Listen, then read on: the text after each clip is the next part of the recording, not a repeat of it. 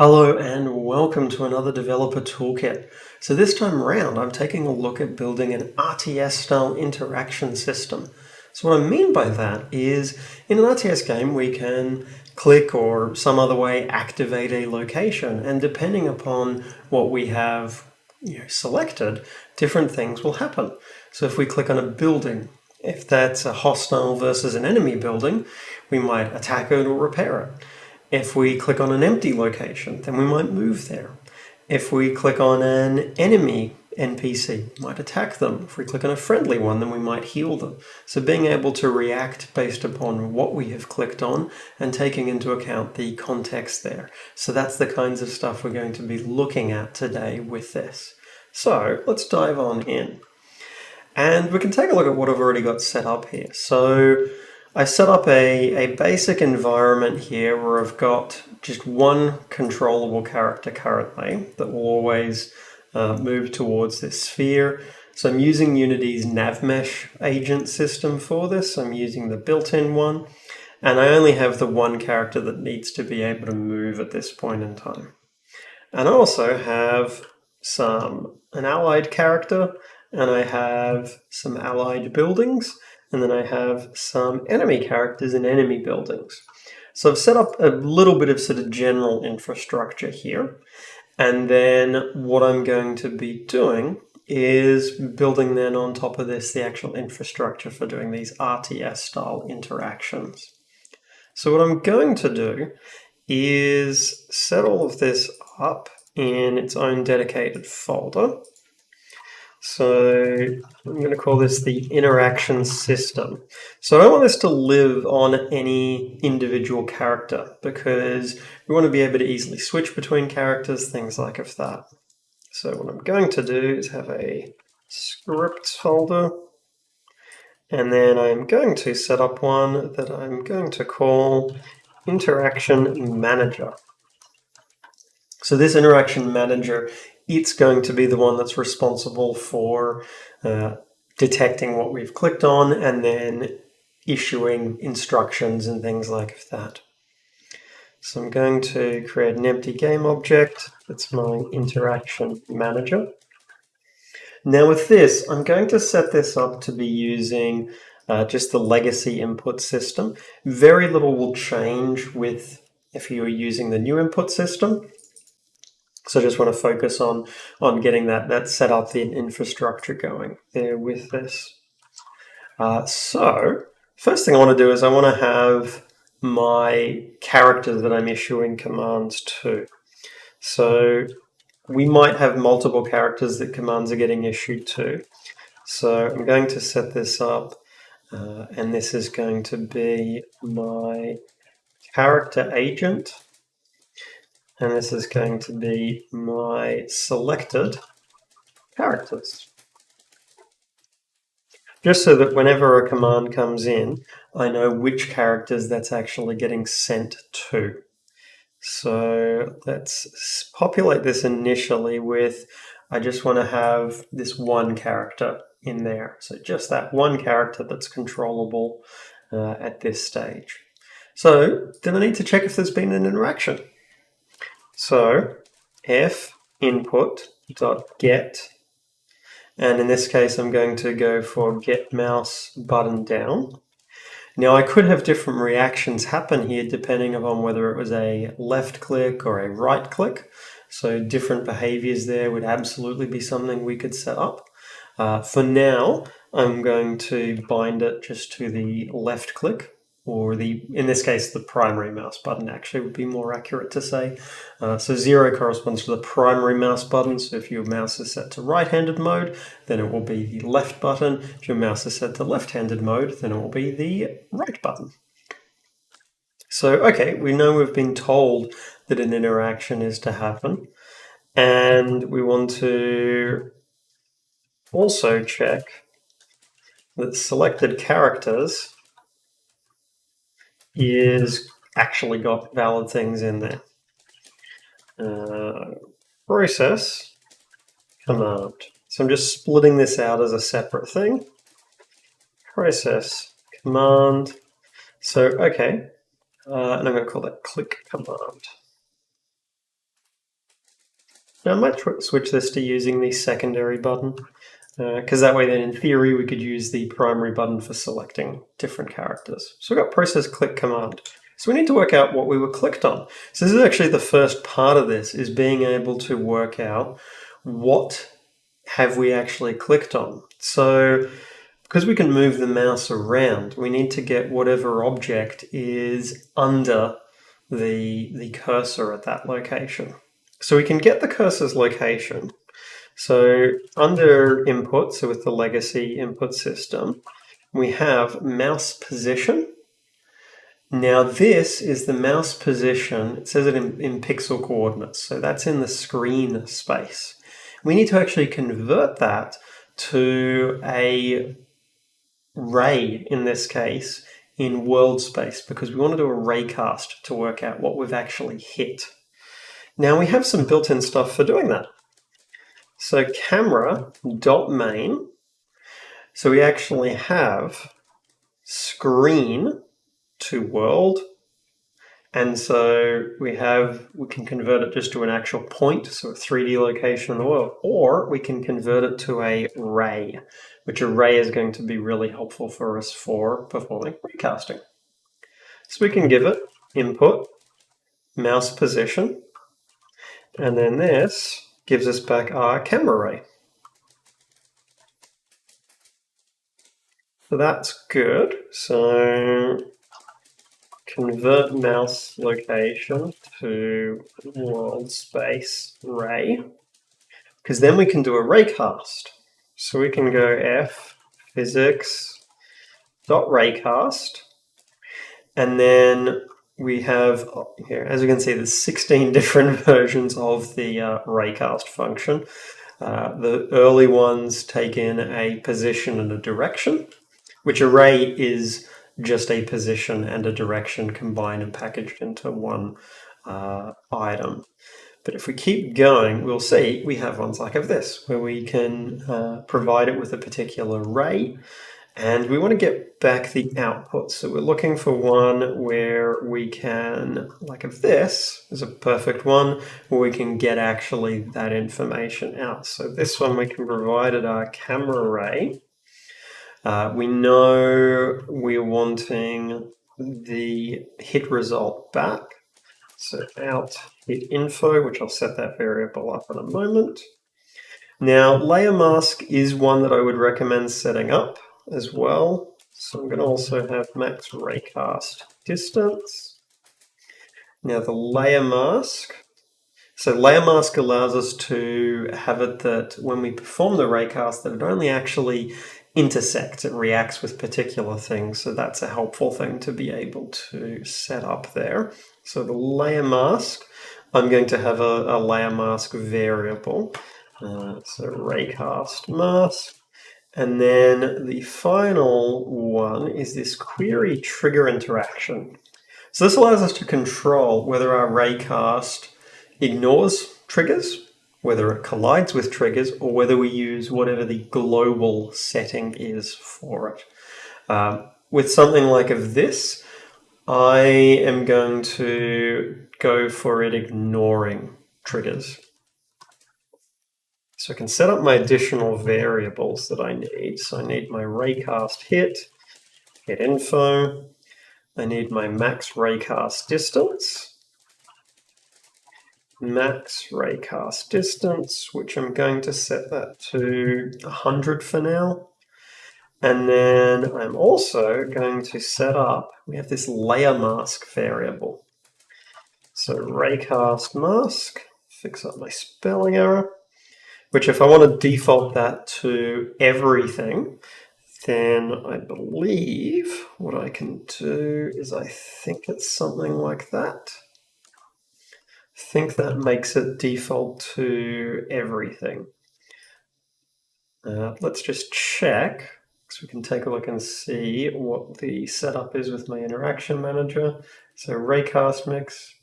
So it didn't actually select everything. Oh, no, it should have been 0, the ones complement of 0. So the tilde is the ones complement. So anything that is a 0, essentially it's like a bitwise invert. So it goes through every bit of the number and inverts it. It's called the ones complement. So this, pretty sure if because I don't think I can reset individual properties, but if I just reset this whole thing, there we go. Then it's got default. Should have had. Yeah. Okay, so it looks like it just didn't refresh properly. But I can bring my controllable character back in and Raycast. So then I can check what I actually hit here. So what I could do is debug log hit info, collider, game object, name. So just log out the name of whatever I hit. I think is going to be a useful thing to start with. Now this Raycast Mask, I will actually get rid of things like I don't want to raycast against anything other than probably the default layer. So let's test this and make sure that we're able to be seeing output here from this. Trigger floor, which is good. Enemy building, player buildings. So we've got the body of the character there. So that's because these have a collider per particular thing, which is fine. So that looks pretty solid. So we're getting info back in terms of what we're hitting, which means now we can start to make it that we're doing particular logic with this. So one of the things that I would do is I would start to set up some tags with this stuff. So I'd set up some tags here in terms of character, building, add with correct spelling, and then ground. Because what I can do then is I can actually tag these particular things. So I only look for stuff that has the tag I'm actually interested in. So tag my buildings as well. And then my characters, I'm going to also tag them. So those become character. Because now I can do some initial quick little bits of filtering here. Because what I could do is I could say, okay, well, if hit info dot collider, because I don't think there's a compare tag. No, there's not. Dot collider dot compare tag. So if it is ground, then issue command move to hit info dot point. So we start to set up a bit of a sort of structure here for how this looks. Vector 3 point, because then we have our list of our selected characters. So okay, now for every character in selected characters, character move to hit info dot point. Now, if we were doing something with a large number of characters, we'd probably have a squad sort of layer of stuff that we would sit on top of this to pick appropriate standing locations, things like that. That's a bit out of scope for what we're looking at with this at the moment. So we'll focus on just having the characters be able to move. They already had a bit of stuff there for the characters moving, but they were moving always towards this target point. So what I'm going to do is I'm actually going to change this to move, actually target point. No, I don't even need to do that. What I can do is, because start, I won't be issuing any commands there. Target point, I'm not needing to check there if it's changed. What I can do is public virtual void move to vector 3 destination. So I've got my destination point. Now I could just do set destination, but I probably want to make sure that this point is definitely in a valid location. So I believe sample path position, I think, is the one that no, not sample path position. So I want to make sure that the location is definitely on the actual nav mesh and be able to properly check that.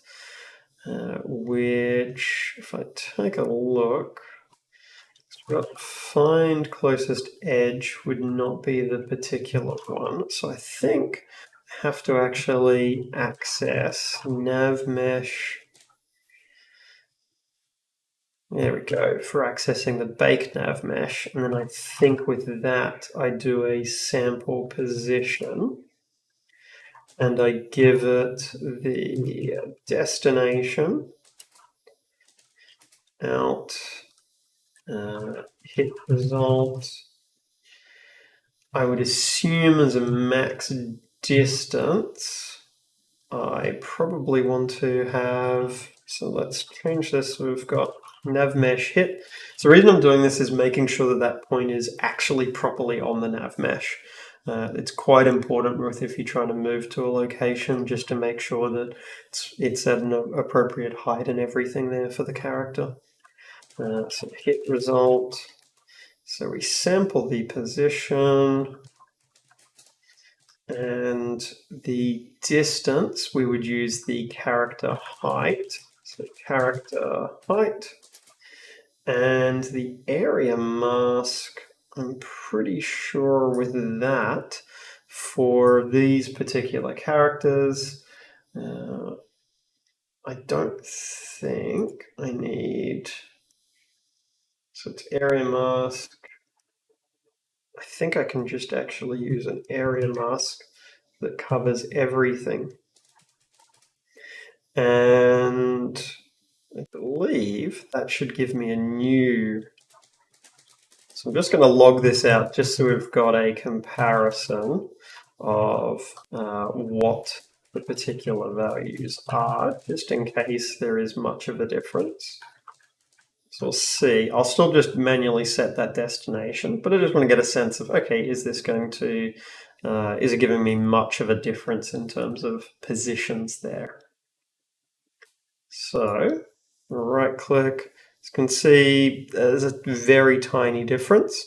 And as expected, that tiny difference is in Y. But as we can see, the character does move around. So with very little effort there, I have character moving. In this case, I'm going to put the set destination in here. So what we're doing is we are snap the destination to the nav mesh. Just means that things talking to this, giving it a destination, don't need to know about how the nav mesh is organized.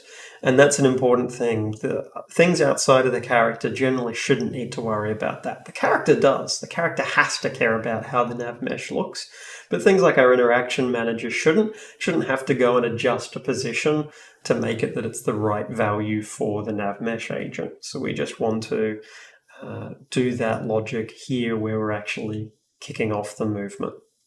So that's good. We've got our movement setup going, and we can just select any location and we can just tell it to move there. And it quite happily will do that. And it will repath if we give it an instruction along the way, which is great. If I click on a building, it currently ignores that, which is what we would expect, because we haven't told it what it can do in that particular case. We've told it just to only work currently for ground. So then the next step is going to be getting it working for clicking on buildings and being able to differentiate what it does depending upon whether that is a friendly or a hostile building. So we're going to get that set up. And while I start getting that set up, if you are finding these videos helpful, please do chuck in a like or subscribe. It really does help out. So if you're able to do that, that's awesome. It's a big, big help. So we want to get our buildings going. So we've already got the logic here for checking if what we hit was ground. So else if hit info, collider, compare tag, building. So issue command. Now in this case, it could be a friendly or a hostile building. So let's check what it is. So we can retrieve. So hit info, collider, and we can do a get component to retrieve the building base script. So we retrieve that. So what we would check is if the faction is the player. Well, then in this case, we issue a command, and what I'm going to do is I'm going to extract the building out to a separate variable. Because then we say, in this case, the command we issue is repair building, and we provide the building.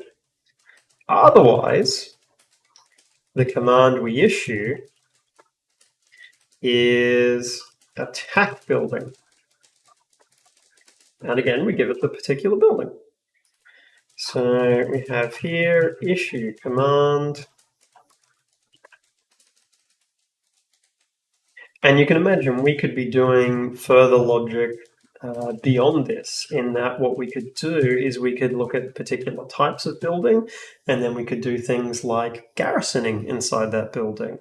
Or it could be an area where it's a case of, okay, it needs to queue up or perform some other actions.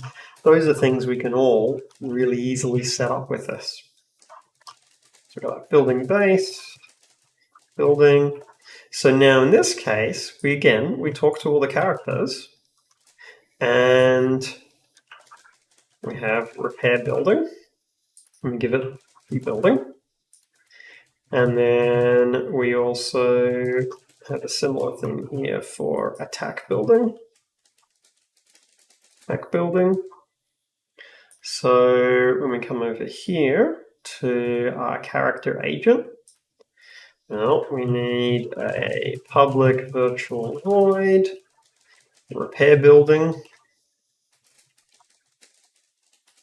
and we also need another one for attack building. Now we're starting to get to a point where we've got many different types of commands that we could be issuing, and also some of those might need to clean up data. So I think what we can do is we can also set up a cancel current command. And the first thing we do in all of these ones, when that instruction's been issued, is we cancel any existing commands. This way, if we set up any temporary data, things like that, we can easily make sure we clean those up, because we're going to need to keep track of our target building. Target building. And that's going to get set in things like repair and attack, because this is something where we need to not only move towards it, but perform an action when we reach it. So this is something where we would then say, well, okay, if target building is not equal to null, so that means we have something to do here when we reach the building. And that does also mean our cancel one. So this just means we're properly cleaning stuff up. So if we are starting to head to somewhere and then we click somewhere else, it'll just cancel any other commands, and it won't keep around stale data. So do have a target building. So that's good. Well, we need to also move towards that building as well. So that's something where the buildings, if we take a look, they're actually not on the nav meshes intentionally cut out around them. That was a deliberate thing that I did there with that. So what we want to do is we want to find a point nearby that we can actually sort of path to. So in this case, I would set up void move to building, and that we will run here. So you can see these repair and attack commands, a lot of the logic is going to be very similar with them, which is what we would expect. Now the move to building, we want to find a location nearby. So that's something where, similar to what we were doing before with the nav mesh, we can take a look and we can say, okay, well, can we find a nearby position? So we can find the closest edge, which we can find the closest edge to the target building's transform position. And we can see we can get our hit result out as well. So we would have nav mesh hit result. We have out hit result, and again we want to just grab everything. So if we found the closest edge, then what we would do is we would do agent set destination, and we set the destination as hit result dot position. So it'll try and move to the closest point that it can find. We also, from memory, the actual nav mesh agent itself has a find closest edge, which that's actually the closest edge to its current location. So that one's not going to be viable. So let's test this. We want to make sure that it's managing to move towards particular buildings. So if we click, so it's not currently doing that. So we want to check and see where that might be running into issues. But as we saw, it wasn't actually moving towards locations, and that's because our search here is failing. So what we want to do is, because we're clicking on a location that we know is definitely off of the nav mesh, we can actually, instead of find closest, which tends to work best when we're on the nav mesh, can use sample position. So sample position will search within a range. So we can give it our target building transform position. We still give it the hit result.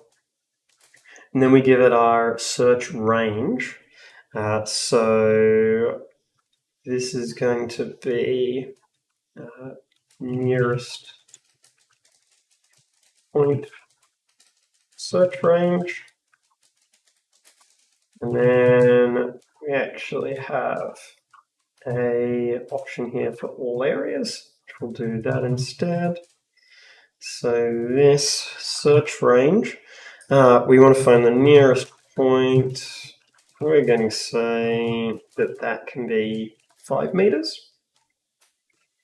So let's try that. I'm going to switch this over to all areas as well. So let's test this. What we're hoping to see is that we can now click on any of the buildings and it will move towards that particular building. So you can see it's heading over towards it. And if we go over to the scene view, you can see that, yep, that's worked.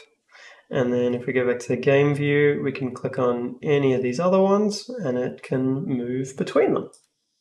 So that's pretty good.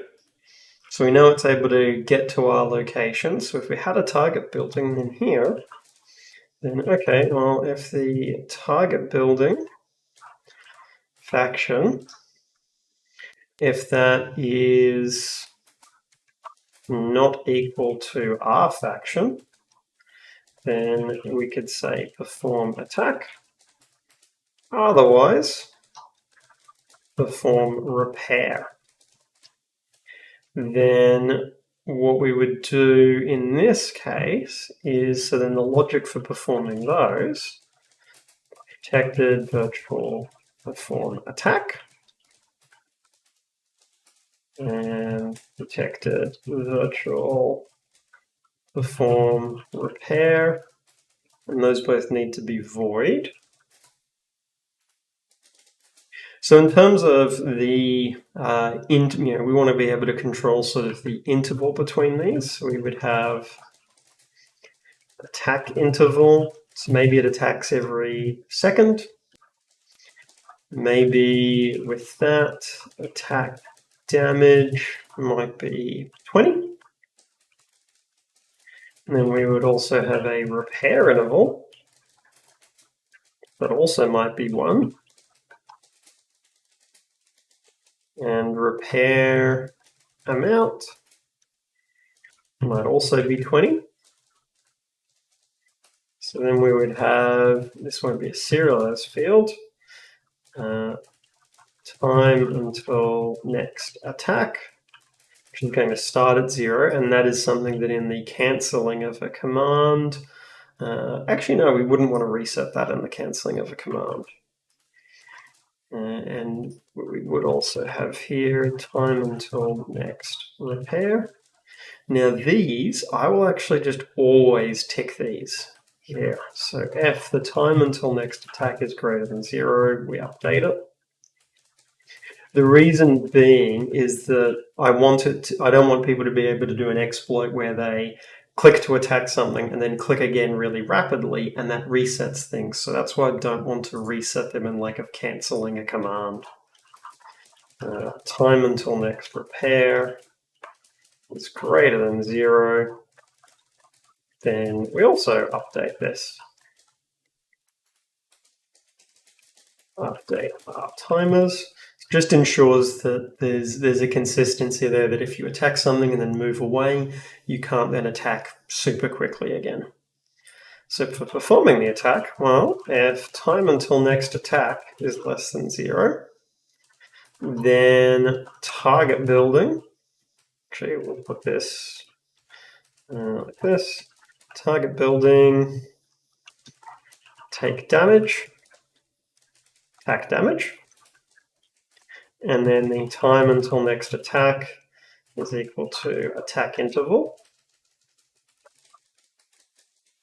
And then we do a similar thing here, where if the time until next repair is less than or equal to 0, then we can say target building and repair damage, repair amount, and then time until next repair is equal to our repair interval.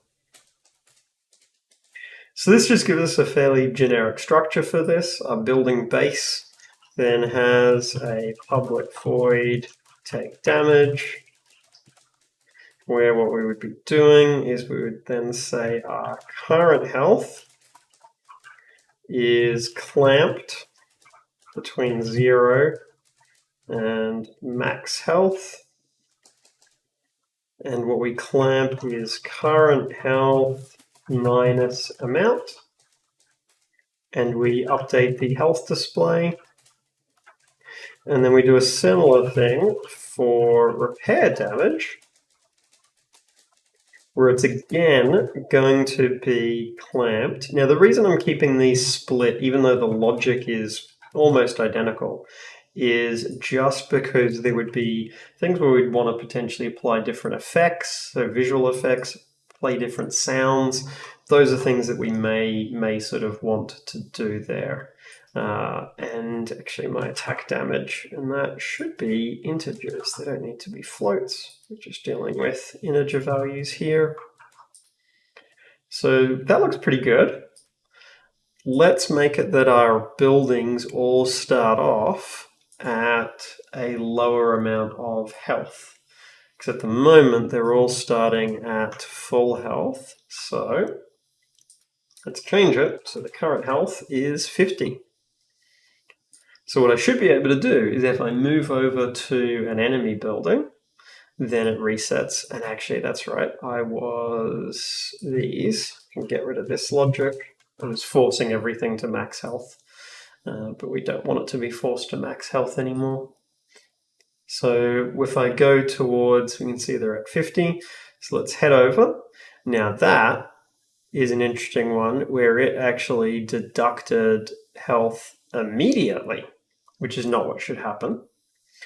Because that means that it fired off the logic here a little bit too soon. So this should only be firing if the remaining distance is less than 0.1. So that's something where we might want to check that the agent has a path as well. Because likely what's happening is there's a very, very brief window there where it's able to do that. There we go. So that's better. So it's going to move over. And so what we should see is the health drops down. And we should see it continue to drop down. Now, we're not seeing it continue to drop down. So that's something where we might want to check and see what's actually happening here with this. So has path is actually now false. So that's something where we probably need to change around our logic here a little bit for knowing if we are at our destination. So let's have a Boolean for at destination. And we want to perform this logic here when we are at the destination. So if we're at the destination, which we set that to true here. We reach the destination.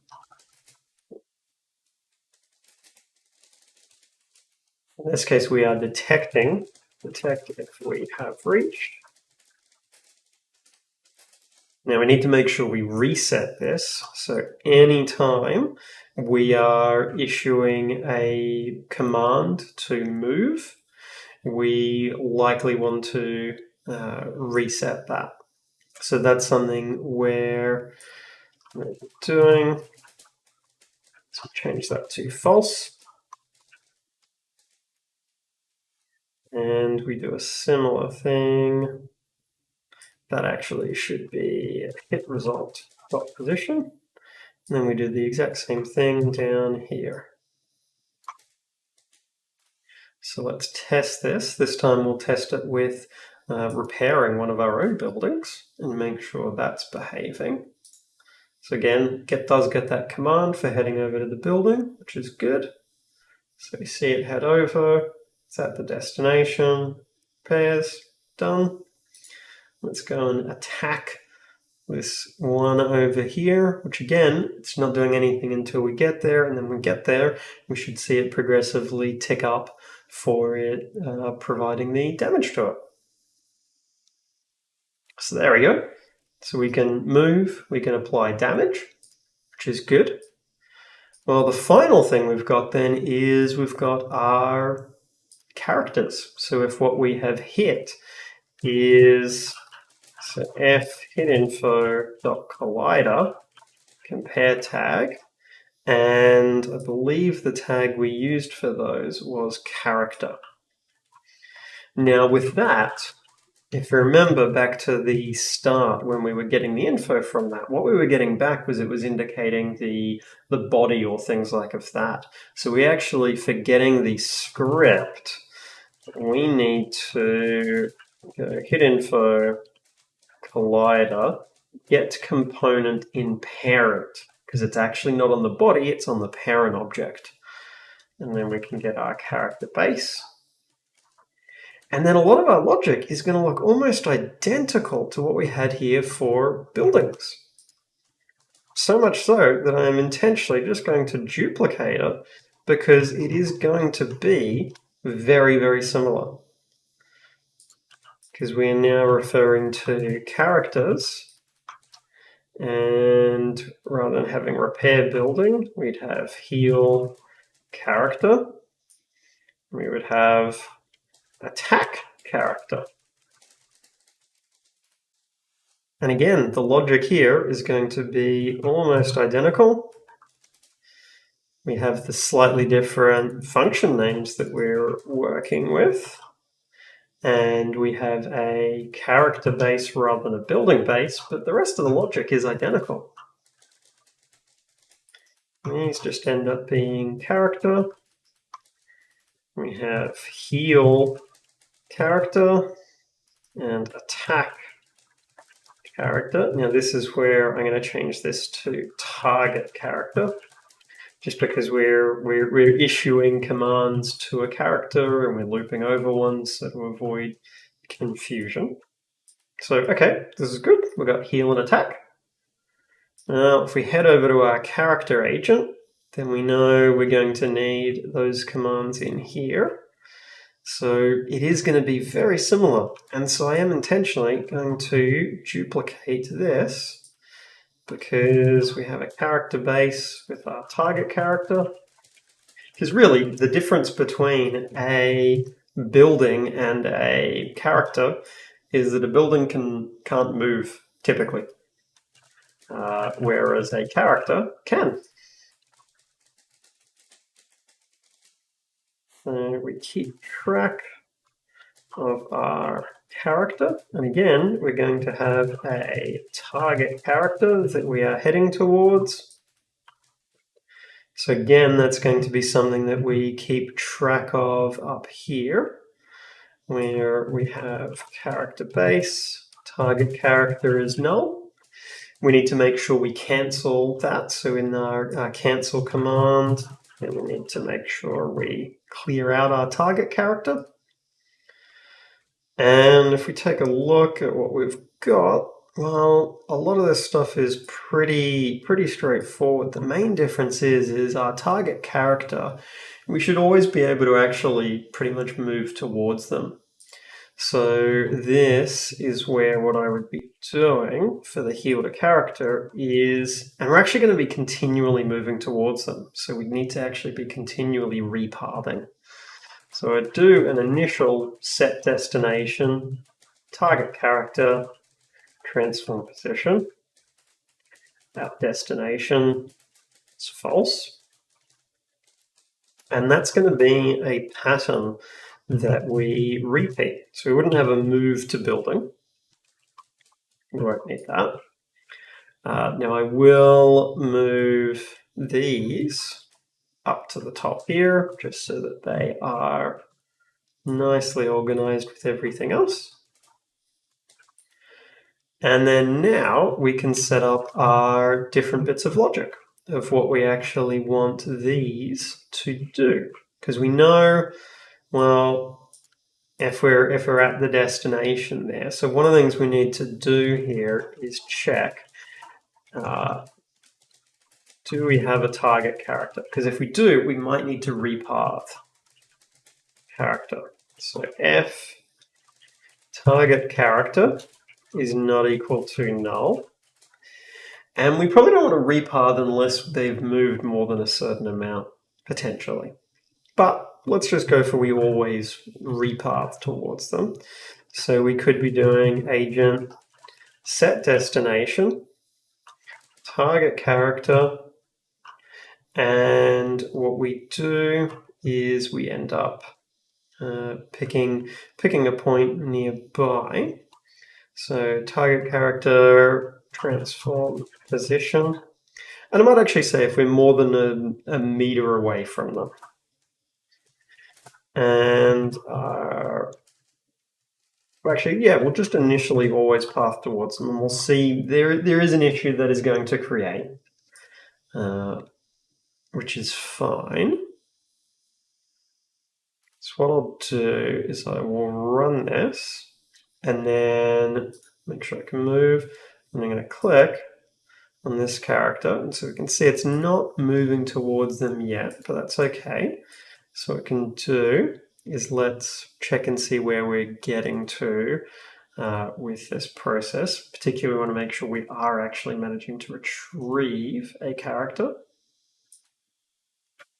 So in this case, we can move, but we're not getting a reaction when we click on any of these characters. So let's check and see what we get back here from our interaction. So we can see the collider that we're getting back doesn't have a tag on it. So that tells us what the issue is. So we need to go to our prefabs, and the prefabs need to have, for any of the things with collision geometry, just need to have the correct tag set. So we just, any of these collision geometry bits, give them the character tag, save that, and then, whoops, that happened while I was running, but it was a prefab, so it remembered it. Excellent. So let's click on a character, so we can see it heads towards them. And what we notice straight away is it ends up nudging that character around. So we want it to actually stop when we get near enough to the character. So what we would be doing is in our character agent, we would have something like serialized field, float, melee range, and we might make that 1.5 meters. So if we have a target character, then I want to check, so I can do this, I can check if the agent, actually that's what I would do, is I can set a stopping distance here. So when we are heading towards a character, agent stopping distance is melee range.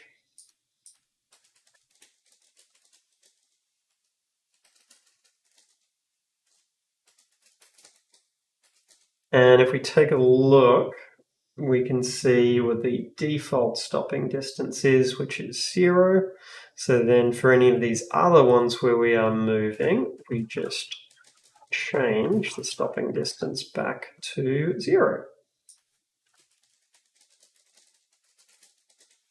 So this way we can always tell it to repath if it needs to. And we also then have it stopping a little bit further away. So this should hopefully mean what happens is it doesn't go up and just run into the character as we saw was happening. So we head towards them, so they should stop like that, a little bit away, which is good. So let's give all of our characters, let's make sure they don't have full health to start. And then we can implement the logic for them being able to receive and take damage, which will go into our character base. We first remove the current health stuff we had. We actually can use exactly our logic from the building base. Quite intentionally, I made sure the names of the things were the same so that we could keep that same logic there. So we then check, do we have a target character? Then again, do a similar logic here, except we're checking the target character. And then what that means is down in the perform attack here, now this, if target building is not equal to null, then we apply it to that. Otherwise, target character is not equal to null, then we tell them to take the damage. So it means we have a very straightforward structure for it. Keeps the logic here. I'm going to use almost identical approach here. It just keeps the stuff really simple. So we repair damage and repair damage. So it should mean that we can now attack characters as well. So by keeping the logic fairly similar between characters and buildings, it means we can actually very, very easily, that should be repair amount, we can very, very easily get things up and running without needing to add in too much extra code because the logic is very similar. So I'll select my friendly character so we can easily see their health, and we'll try heading over to them. So we've headed over to them. Now, they're not currently applying any healing. So we want to take a look and see what's happening logic-wise. So first thing is obviously checking to see that it thinks we are at the destination. So it doesn't think we're at the destination. So that might be a case where, and this is an important thing, our remaining distance, we need to check that it is less than the stopping distance. So it's easy to get stuff set up with values where you're like, yep, no, this is perfect value, this will work. But then as soon as you start changing things like stopping distance and all, you want to make sure that you're updating things. We can see they're healing, so they're fully healed. Let's head over to one of the enemies here. And we can see they're now at 0 health. And if we head to this one, you can see their health goes down. And then we can do the same for this one here. And we see changes. So we've now got a system where we can issue commands. Based upon what we have clicked on, it will actually go and perform different functions. So it might attack, it might heal. It's doing it based upon context. It's making sure that the location is valid and it's heading to appropriate spots. So this is then something where we could easily start having it that we could change which character is selected.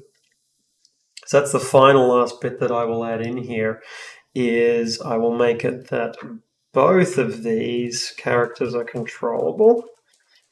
Player character, player character. So both of these are going to be able to move. And it will be a case of when we click on something, that is the one that gets added into the list. And I'm going to set it up as just we click to add or to remove something from the list.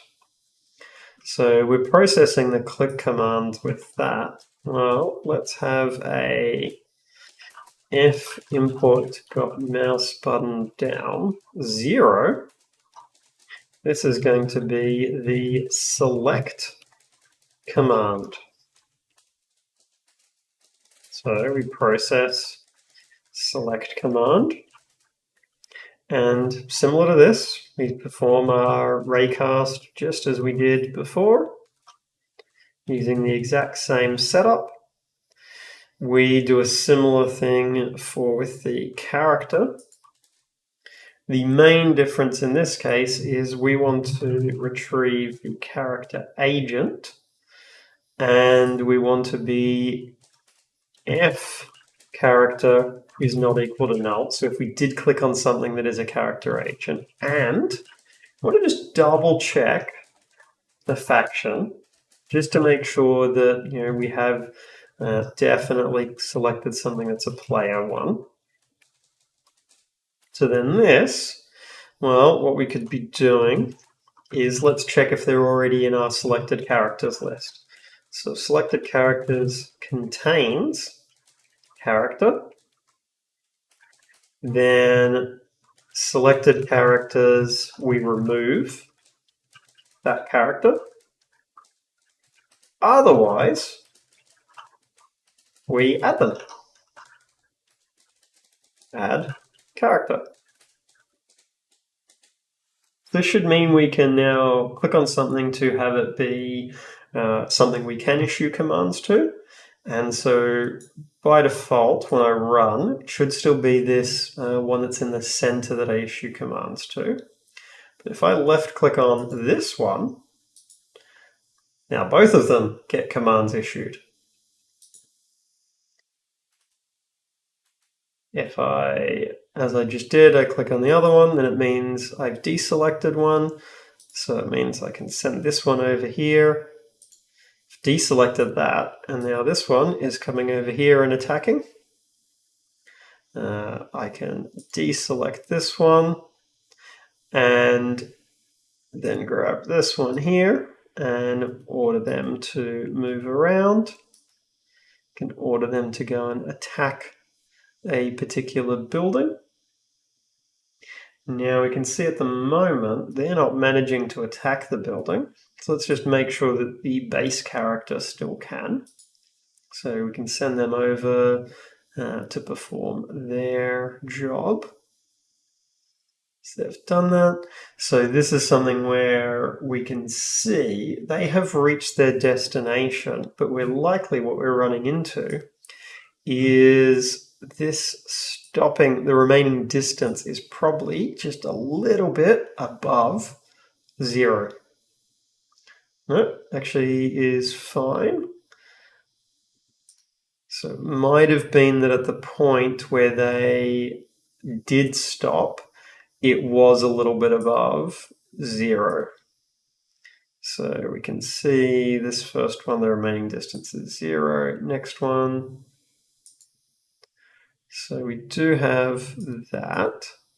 So what we might need to do is we might need to have a little bit of a stopping distance there as just a default value. So we have our melee range. Reach destination threshold of 0.1, and we might just use that for these ones where we had 0, just as a good basis of having like 0, having it need to be really precisely located there is generally not an ideal scenario. So this should work a little bit better now, where we should be able to head over to this one and it should be back able to perform its attacks again. As you can see, it gets there and attacks. I'm going to order it to go and repair this one.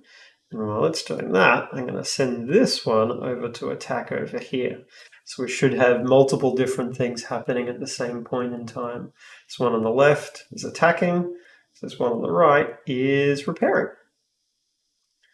Or we could have both of them selected, and then we might send both of them here and have them go and attack the characters here, which we can, with the setup, we can issue commands to both of them.